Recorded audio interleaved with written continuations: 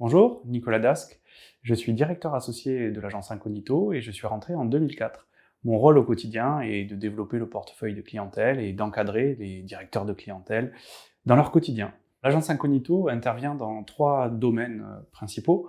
Le domaine de la santé, où on accompagne des laboratoires ou des associations de patients avec des logiques très intéressantes aujourd'hui. C'est comment on éduque aux pathologies, aux maladies, comment on est dans une logique de patient 2.0, mais également les institutions culturelles ou publiques, qui sont aussi dans des nécessités de faire une meilleure médiation, explication des compétences ou médiation culturelle, et ensuite les grands comptes, qui ont beaucoup de sujets, des sujets classiques de compétitivité, mais aussi de marque employeur. Donc on a effectivement toutes les fonctions d'Incognito qui interviennent pour ces acteurs.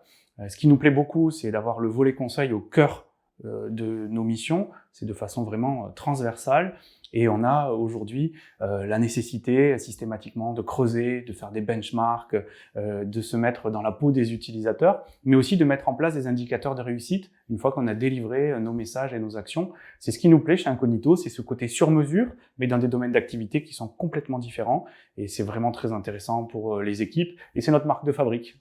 Les défis futurs, c'est de continuer de soutenir nos différentes activités sur les différents marchés sur lesquels on a commencé à prendre de positions solides, continuer d'être sur la communication responsable, et pour ce faire, on va développer les équipes et on va avoir besoin de talents pluridisciplinaires finalement sur différents métiers de l'agence.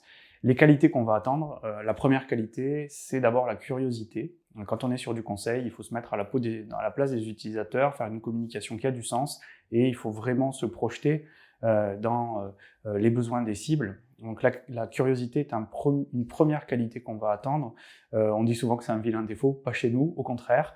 La deuxième qualité, c'est d'avoir la possibilité vraiment de s'insérer dans une équipe. On l'a dit, on a des métiers très différents chez Incognito, mais de travailler en équipe avec une personnalité affirmée, même si on est tout jeune, même si on n'a pas forcément une grande expérience. Nous, on attend de la fraîcheur, on attend des convictions et on attend des gens qui font avancer la machine avec nous, tout en étant dans le cadre d'une communication qui a du sens et qui est responsable. Eh bien, Incognito, ça peut être soit pour un passage ou soit pour une plus longue carrière à mon image, une super expérience. Comme on le voit, on touche à énormément de domaines d'activité.